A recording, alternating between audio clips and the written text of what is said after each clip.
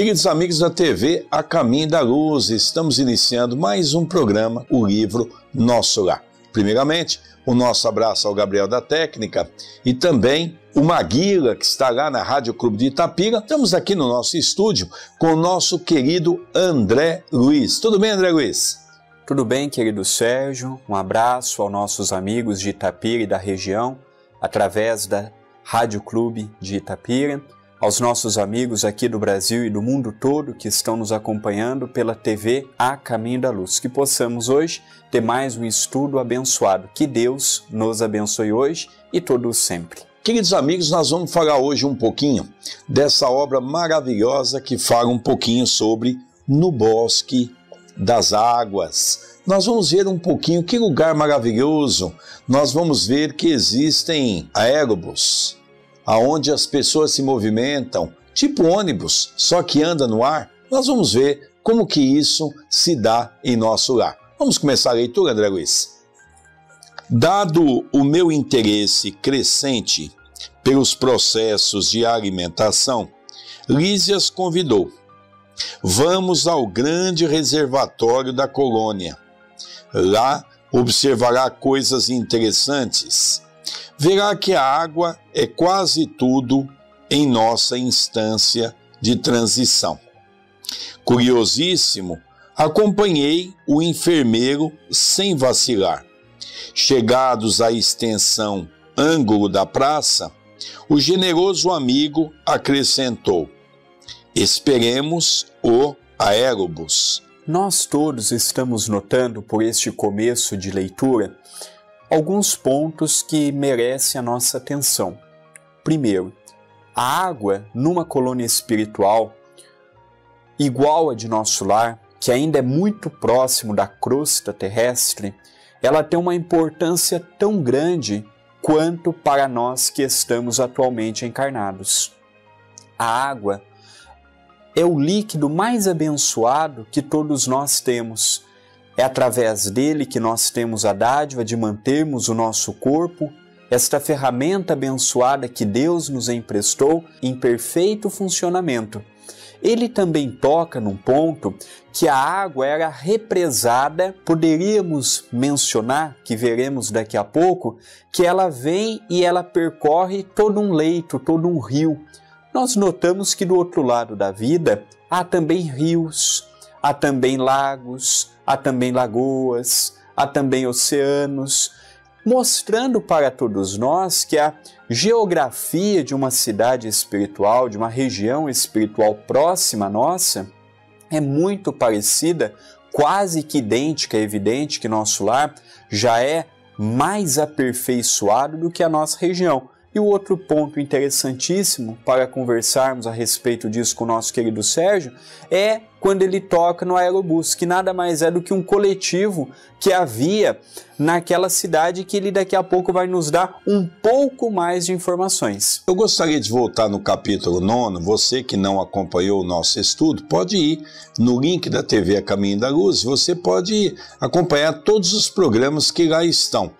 No capítulo 9, você vai se lembrar, e aquele que não estudou vai ter a oportunidade de estudar, ele fala sobre a alimentação, a importância da alimentação. Agora, no capítulo 10, ele está falando da importância da água, realmente fazendo-se refletir que em todas as esferas do nosso planeta, a água é essencial para o condicionamento do espírito, seja encarnado, seja desencarnado. Mas aqui vem uma informação muito interessante. Aérobus, o que vem a ser? Vamos ler um pouquinho sobre isso? Mal me refazia da surpresa quando surgiu grande carro, suspenso do solo, a uma altura de 5 metros, mais ou menos, e repleto de passageiros. Ao descer até nós, à maneira de um elevador terrestre, examinei-o com atenção. Não era máquina conhecida na Terra. Constituída de material muito flexível, tinha enorme comprimento, parecendo ligada a fios invisíveis, em virtude do grande número de antenas na tolda, Mais tarde confirmei minhas suposições, visitando as grandes oficinas do Serviço de Trânsito e Transporte. Lísias não me deu tempo a indagações. Aboletados convenientemente no recinto confortável, seguimos silenciosos. Experimentava a timidez natural do homem desambientado entre desconhecidos. A velocidade era tanta que não permitia fixar os detalhes das construções escalonadas no extenso percurso. A distância não era pequena, porque só depois de 40 minutos, incluindo ligeiras paradas de 3 em 3 quilômetros, me convidou Lísias a descer sorridente e calmo. Aqui nós temos alguns pontos para refletirmos. Vejamos bem, se aquele meio de transporte andava numa velocidade que não permitia com que ele observasse com mais atenção o percurso devido à velocidade, e se parava em ligeiras pausas de 3 em 3 quilômetros, nós podemos deduzir e tirar por conclusão que aquela cidade não tinha um território pequeno. Vejamos bem, se naquela época tinha aproximadamente 1 milhão de habitantes, nós podemos imaginar nos dias atuais uma cidade nos moldes de nosso lar. Então nós vamos ver que eles andaram por 40 minutos. Eles andaram por 40 minutos num objeto que percorria uma quilometragem alta por hora.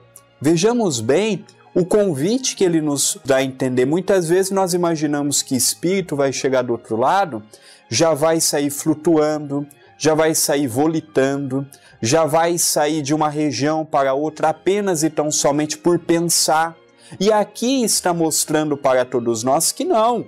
E eu gostaria de novamente deixar bem claro, nós estamos analisando a cidade de nosso lar, que é uma cidade que está no umbral, apesar de ser um umbral fino, não deixa de ser um umbral, então muito próxima da nossa. A vida lá é muito idêntica à que nós temos aqui, é verdade que com uma qualidade de vida muito maior do que a que nós encontramos aqui na Terra. 3 qualidades eu vou destacar nessa leitura.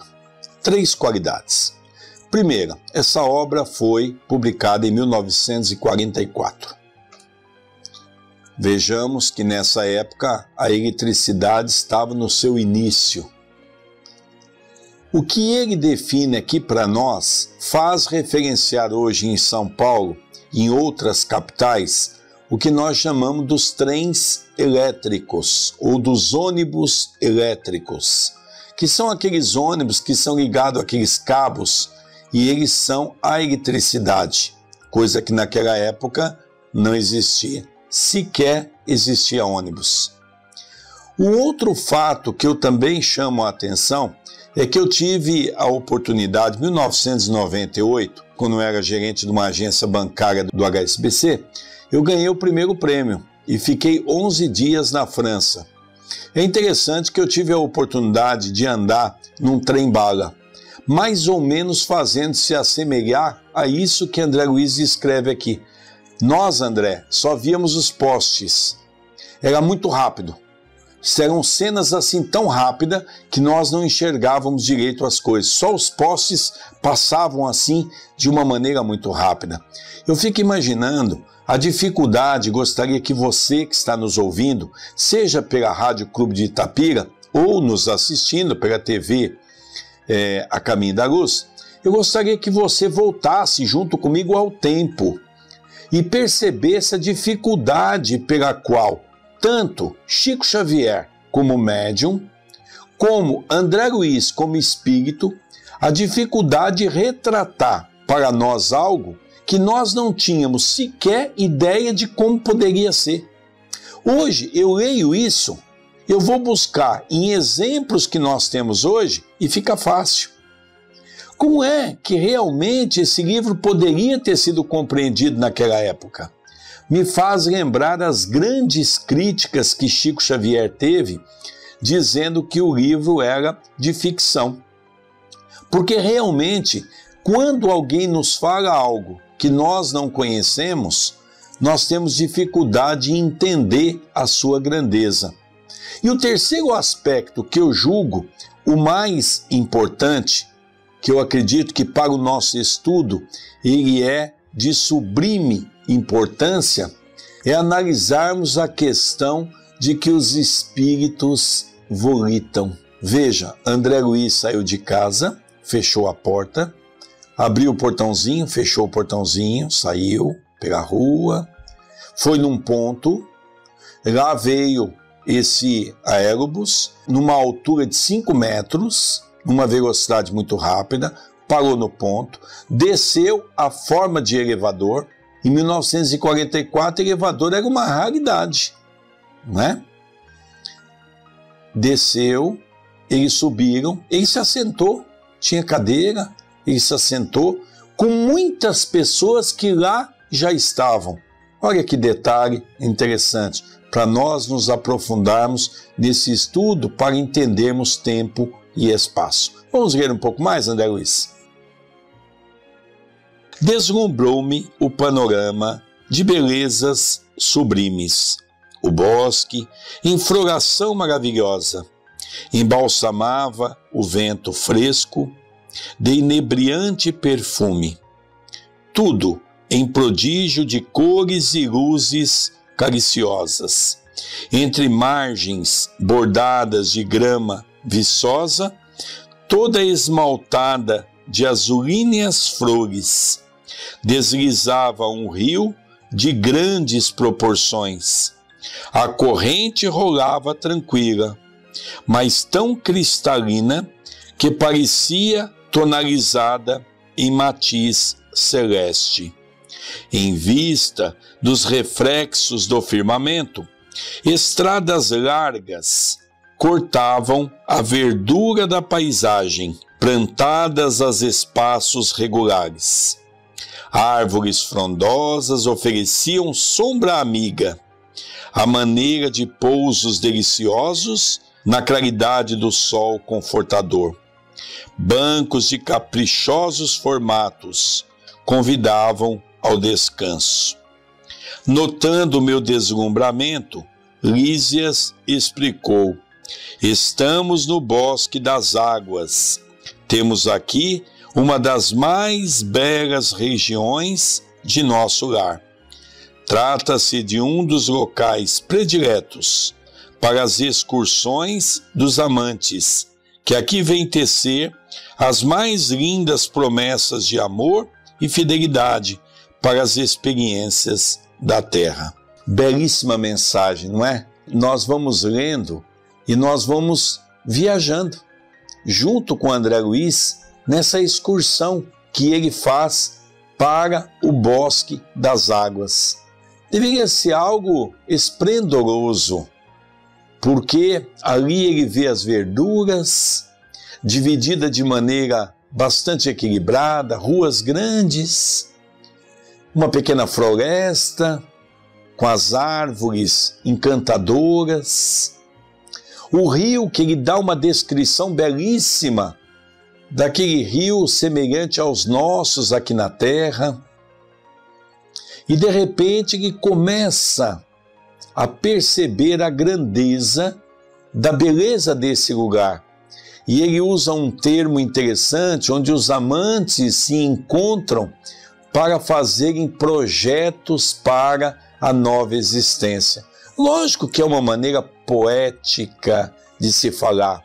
Os amantes no sentido de se amarem, das pessoas que querem planejarem, porque lá nós não podemos esquecer que os seus habitantes que vivem na cidade, não aqueles que vivem no hospital, mas aqueles que vivem na cidade já são espíritos que já estão numa condição um pouco melhor e já têm condições de fazerem projetos, planejamento para aquilo que Allan Kardec, diante do Livro dos Espíritos, nos esclarece: a reencarnação programada. Interessante, não é, André Luiz? Com certeza.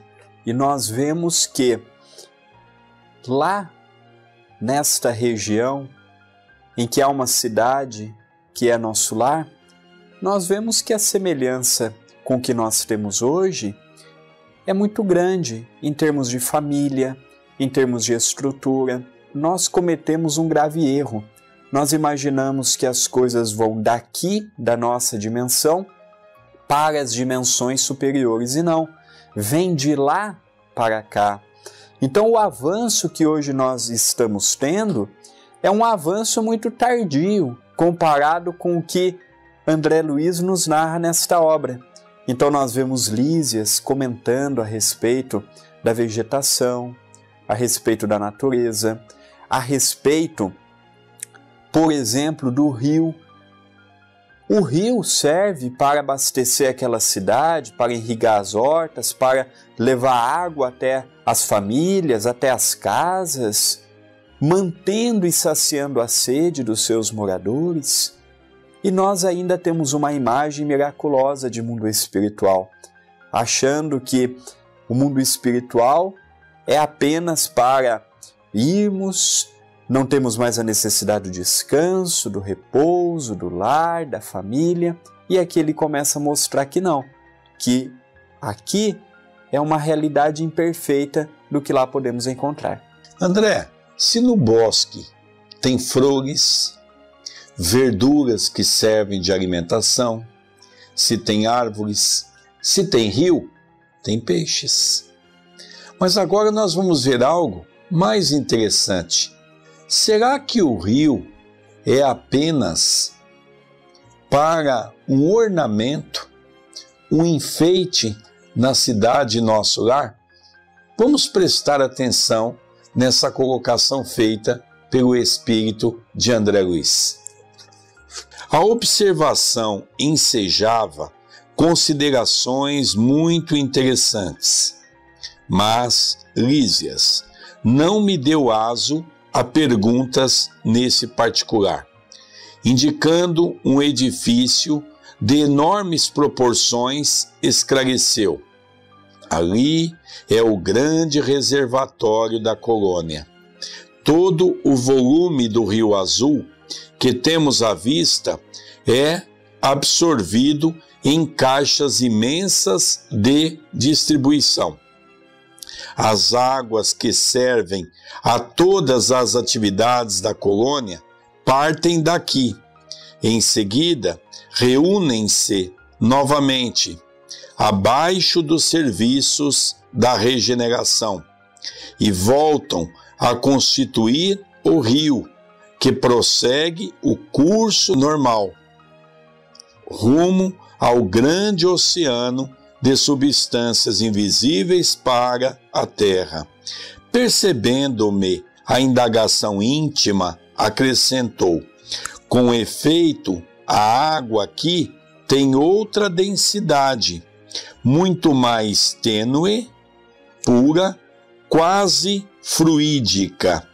Notando as magníficas construções que me fronteavam, interroguei: a que ministério está afeto o serviço de distribuição? Imagine, elucidou Lísias, que este é um dos raros serviços materiais do Ministério da União Divina. Vejamos bem, o Ministério da União Divina é simplesmente o ministério que está ligado já às regiões superiores, enquanto do auxílio, da regeneração estão ligadas às regiões mais densas. Vejamos bem, eles que cuidam da parte dos bosques, das águas. Olha, enquanto nós aqui vamos trabalhar com o Brasil, nós vemos, por exemplo, na cidade de São Paulo, Tietê, aquela sujeirada, aquela poluição, aquela porcariada que nós, população, lá jogamos. Não é os governantes que jogam as coisas lá, não é nós, população. São as empresas que jogam os seus resíduos químicos e vai deixando aquela situação. Nós vemos hoje, por exemplo, o descuido aqui no estado de São Paulo, a Serra da Cantareira. Nós vemos o quanto que nós estamos passando por um problema grave hídrico. Quando que nós imaginávamos que São Paulo, Rio de Janeiro, Minas Gerais iria ter o grave problema da água? Mas é por conta disso, porque nós achamos que é algo que nunca vai acabar. E ali eles tinham um respeito tão grande pela natureza, um respeito tão grande para com aquilo que Deus deu, que foi destituído ao ministério mais importante cuidar, levando Lísias a dizer que era um dos poucos serviços materiais que o ministério da União Divina era responsável. E é interessante que o rio, ele não fica preso igual os rios que nós temos aqui, não ficam presos apenas à sua nascente, ao seu curso natural. Ele desemboca no oceano. Vejamos bem, lá do outro lado também é o oceano. É verdade que a maneira da constituição da água lá é diferente da nossa. As composições químicas que compõem a água no mundo espiritual é diferente das composições químicas que compõem a água nossa material. Mas é fantástico. Nós precisamos olhar com mais carinho a natureza. Nós precisamos tratar o meio ambiente com mais respeito, porque senão nós vamos continuar padecendo da maneira com que estamos padecendo, seja pela falta de água, seja pela falta das florestas, e tudo isso levará a termos uma vida no campo da respiração, no campo da alimentação, no campo da necessidade, cada vez mais precária. Outro ponto que me chamou a atenção foi que esses reservatórios canalizava-se toda a água, e essa água canalizada era distribuída para todas as atividades em nosso lar. Veja que fato interessante. E ele descreve que a água é pura, que é uma água que logicamente não há a necessidade de um tratamento, como nós fazemos aqui pelo nosso mau uso dos rios, que o André tão bem já explicou para nós. Mas eu acredito, André, que você já tocou num assunto e poderíamos falar um pouquinho mais, você poderia até falar um pouquinho mais sobre essa questão. Porque, olha que coisa interessante, nós temos aqui o nosso governo, por exemplo, para tirarmos uma ideia, o governo federal ele cuida da esfera de cuidar de todo o Brasil pelos seus ministérios. E lá nós percebemos uma coisa interessante. Alguns ministérios cuidam de relacionamento pertinente às coisas da crosta, do umbral, e outros ministérios cuidam das coisas celestes, dos gabinetes mais altos. Que fato interessante, né, André? Enquanto aqui nós marginalizamos, é interessante. Nós vamos, por exemplo, um país europeu, nós vemos a cidade de Paris, a cidade de Londres, a cidade de Roma, toda grande cidade europeia tem um rio que a corta. Todas são bem tratadas, bem cuidadas. Diferente do Brasil, nós marginalizamos, nós sucateamos. Nós vamos, por exemplo, à cidade de São Paulo, que está entre as cidades mais importantes do mundo. Não é apenas do nosso continente, não é do mundo. Uma das cidades mais desenvolvidas, com mais empresas, tecnologias. E nós notamos aquele rio com aquele cheiro horrível, com aquelas coisas que... E aí não entra apenas o governo, não, entra também o descaso de nossa população. É aquele papelzinho. Nós vamos na cidade de São Paulo, é lixo, é sofá, é pneu.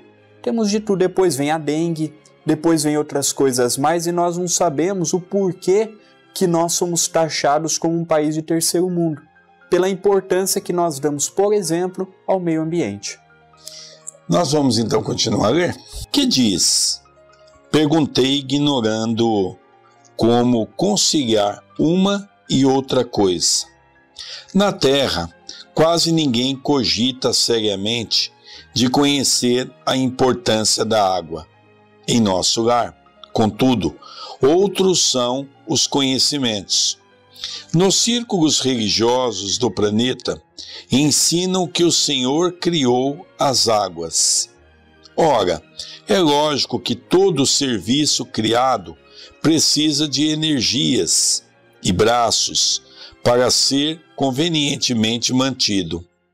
Nesta cidade espiritual, aprendemos a agradecer ao Pai e aos seus divinos colaboradores semelhante dádiva, conhecendo-a mais intimamente. Sabemos que a água é o veículo dos mais poderosos para os fluidos de qualquer natureza. Aqui ela é empregada, sobretudo, como alimento e remédio. Há repartições no Ministério do Auxílio absolutamente consagradas às manipulações de água pura, com certos princípios suscetíveis de serem captados na luz do sol e no magnetismo espiritual. Aqui, André, eu gostaria de fazer uma pequena pausa, porque em 1944, com certeza nós não tínhamos nenhum estudo científico. É verdade que tínhamos muitos estudos espíritas já prenunciado pelo movimento espiritual. Mas foi a partir dessa época que despertou aos cientistas a ideia de que a água é um elemento tão importante que é um elemento que nós, inclusive, usamos nas nossas sessões de passe, aonde nós pedimos à espiritualidade a fluidificação das águas. O que isso significa? Hoje, nós vamos falar no campo religioso e no campo científico. No campo religioso, já é comprovado que a água, e muitas pessoas, ao beber a água, depois de terem passado pelo passe, dizem ter a água um gosto diferenciado. A ciência, hoje, está provando, aonde já fizeram estudos aqui mesmo em Campinas, na Unicamp, e outras universidades do mundo todo, comprovando que a água, quando ela passa por um processo de mentalização através da prece, a sua condição se modifica. Ou seja, a água se modifica a sua composição. E isso já é provado cientificamente. Então, nós vemos que em 1944, quando André Luiz já estudava a cidade Nosso Lar, ele já havia aprendido que a água era uma substância medicamentosa. Os espíritos superiores conseguiam colocar nessa água todo o amparo, toda a necessidade para um tratamento espiritual, para um tratamento até físico, porque a água é o único meio social da criação divina que consegue ter a sua modificação molecular. Por isso usamos a água, e por isso a água é de sublime importância. Eu fico às vezes vendo casas espíritas hoje retirando do passe a água, dizendo que não é necessário. É necessário e muito importante. Já em Nosso Lar usava como forma terapêutica de tratamento espiritual. Então nós não podemos retirar aquilo que é benéfico para o nosso crescimento espiritual e de ajuda até mesmo física. E outro ponto interessante, complementando o que o nosso querido Sérgio há pouco disse, é que ele também chama a nossa atenção, Lísias, porque ele fala que as religiões não pregam, seja ela qual for, não prega a importância da água. Nós falamos muito dos ensinamentos de Jesus, nós falamos muito disto, nós falamos muito daquilo e devemos continuar falando, mas nós deveríamos realçar a criação de Deus. Nós deveríamos agradecer mais a Deus por tudo que Ele vem colocando à nossa disposição.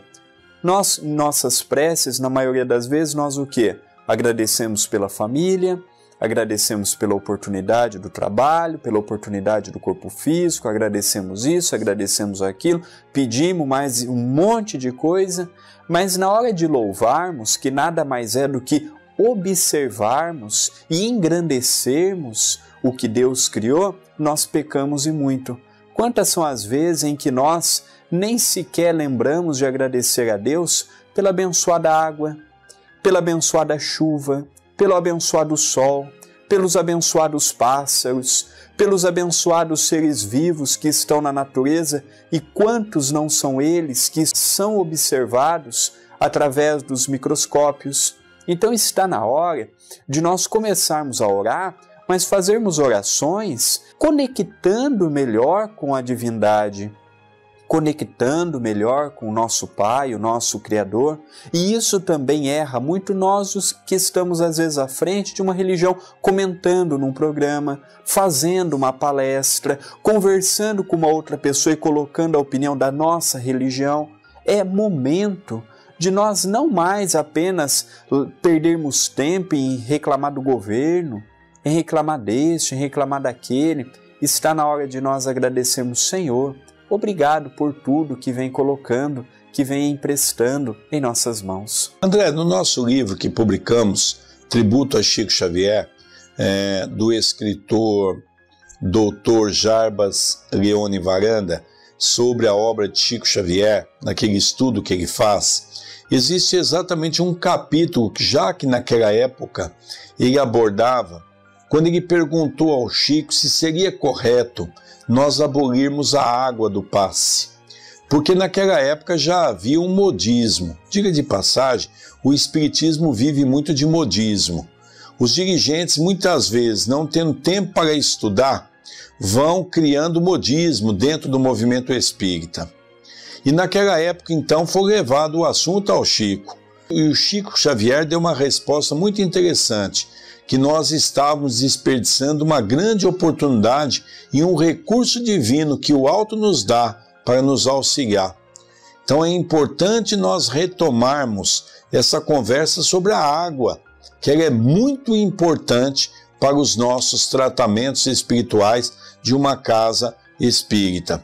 Mas antes de nós retomarmos a leitura, ele encerra dizendo que a água é um alimento e um remédio. Essas duas palavras já serviria, talvez, André, para fazer uma palestra, para vermos a beleza da importância da água. Vamos ler um pouquinho mais? Na maioria das regiões da extensa colônia, o sistema de alimentação tem aí suas bases. Acontece, porém, que só os ministros da União Divina são detentores do maior padrão de espiritualidade superior entre nós, cabendo-lhes a magnetização geral das águas do Rio Azul, a fim de que sirvam a todos os habitantes de nosso lar com a pureza imprescindível. Fazem eles o serviço inicial de limpeza. Os institutos realizam trabalhos específicos no suprimento de substâncias alimentares e curativas, quando os diversos fios da corrente se reúnem de novo, no ponto longínquo, oposto a este bosque. Ausenta-se o rio de nossa zona, conduzindo em seu seio nossas qualidades espirituais. Há um fato que me chama também a atenção, de tantos fatos que nos chamam a atenção, não é? Um mais interessante do que o outro, mas nós começamos a perceber como ele descreve a beleza, a maneira imprescindível pela qual o rio e a sua importância para os habitantes de nosso lar. Você vê, André, existe um ministério, que é como você já se referiu, ligado às dimensões mais altas do que aonde se encontra nosso lar, buscando recursos para o auxílio as pessoas que ali habitam em seu tratamento. É fantástico. Talvez um dia nós possamos estudar com mais aprimoramento, com mais conhecimento de causa, todo esse material que, quando a ciência debruçar e esmiuçar a beleza desse ensinamento, nós vamos trazer recursos maravilhosos através da água para o auxílio à criatura humana. Nós poderíamos dizer que eles nada mais fazem do que dar um grande passe, magnetizarem, devido ao poder mental que eles tinham, em sintonia com as esferas superiores, eles tinham a potencialidade de magnetizar toda aquela água que corria pelo leito abençoado do Rio Azul, como eles denominam, como eles chamam aquele rio. Haverá um dia que isso chegará também no planeta Terra, mas para chegar nesse estágio, é importante nós podermos, a cada dia que se passa, estarmos mais e mais equilibrados e em sintonia com a espiritualidade amiga. Vamos dar continuidade na leitura, André? Eu estava embevecido com as explicações. No planeta, objetei. Jamais recebi elucidações dessa natureza. O homem é desatento há muitos séculos. Tornou lísias. O mar equilibra-lhe a moradia planetária. O elemento aquoso fornece-lhe o corpo físico. A chuva dá-lhe o pão. O rio organiza-lhe a cidade. A presença da água oferece-lhe a bênção do lar e do serviço. Entretanto, ele sempre se julga o absoluto dominador do mundo, esquecendo que é filho do Altíssimo antes de qualquer consideração.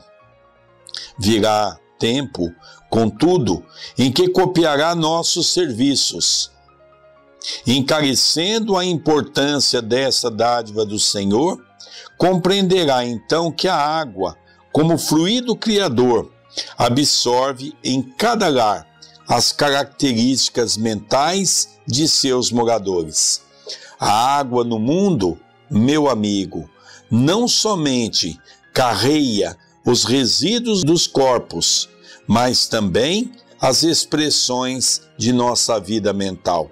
Será nociva nas mãos perversas, útil nas mãos generosas, e quando em movimento, sua corrente não só espalhará a bênção de vida, mas constituirá igualmente um veículo da providência divina, absorvendo amarguras, ódios e ansiedades dos homens, levando-lhes a casa material e purificando-lhes a atmosfera íntima. Nós observamos, por esta leitura há pouco, que haverá sim um momento em que nós compreenderemos o que realmente vem a ser a água, o que realmente vem a ser a natureza, o que realmente vem a ser os demais reinos, a não ser o nosso reino, o hominal. A partir do momento que nós compreendermos o mineral, o vegetal e o animal, e que nós, os seres pensantes que compõem a vida aqui no planeta Terra, nós iremos ver que nós somos os detentores para protegermos os demais reinos. Haverá o dia em que nós não mais iremos sacrificar um animal para usarmos a pele desse animal na condição de um casaco, de uma bolsa. Haverá o tempo em que nós não mais iremos desperdiçar a água com bobagens da maneira com que nós desperdiçamos hoje.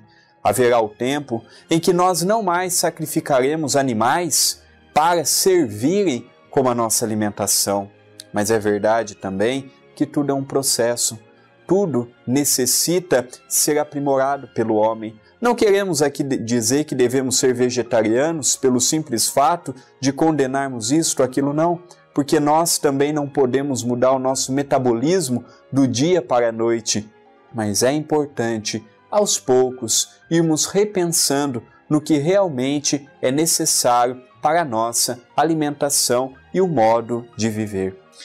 Essa colocação de André Luiz, no final desse capítulo, mostra claramente a importância da água. O povo hindu tem um dito que quando um casal briga, geralmente o marido fica uma semana sem comer em casa. Porque eles têm a ideia de que quando uma mulher está brava com o marido, ela, ao cozinhar, ela vai colocar o seu pensamento negativo. E aquilo ali pode fazer mal ao seu marido, pode ser um remédio ruim para ele. André Luiz vem trazer essa mesma colocação diante da água. Podemos, pelo nosso pensamento, colocar remédio, o alimento salutar para aqueles que necessitam. Quantas vezes ouvimos orientações de Chico Xavier em Uberaba, quando famílias pobres iam buscar a ele um auxílio, e ele também não tinha para dar, ele dizia: coloca uma água sobre a mesa, faça uma prece a Jesus e dê ao seu filhinho como se fosse leite. E aquelas mães contavam que depois de beber aquela água, aquela criança dormia porque estava alimentada. Olha que sublimidade das colocações de Chico Xavier. E ao contrário também é verdadeiro. Se colocarmos ódio diante de um pensamento aonde estamos com um copo de água e dermos a alguém, com certeza esse alguém poderá passar mal. Tudo isso é o poder do nosso pensamento. E a água é o instrumento que tem essa condição de modificação das células, conforme nos orienta André Luiz. E para encerrar a última frase, André, ele diz: calou-se o interlocutor em atitude reverente, enquanto meus olhos fixavam a corrente tranquila a despertar-me sublimes pensamentos. Queridos amigos, nós já vamos caminhando para o encerramento. Que Deus continue nos abençoando e a você, continue estudando conosco, mas mande a sua mensagem através do Facebook. Mande para o nosso querido Sérgio Vilar, procure por Sérgio Vilar, e o meu André Luiz Chiarini Vilar. Mas é importante, você que não teve a oportunidade de acompanhar todas essas mensagens que nós temos do livro Nosso Lar, você pode acompanhar desde o primeiro. Vai na TV A Caminho da Luz.